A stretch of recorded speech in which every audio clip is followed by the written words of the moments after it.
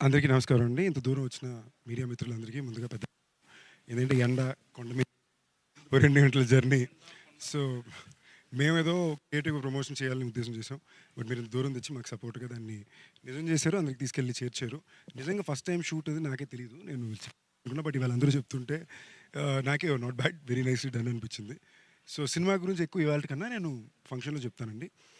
అందులో last 1 month non స్టాప్‌గా day and night కొట్టేసరికి డబ్బింగు, సాంగు, షూటింగ్ అన్నీ పక్కపక్కన జరుగుతుంటే ఒక జోన్‌లో జరుగుతుంది.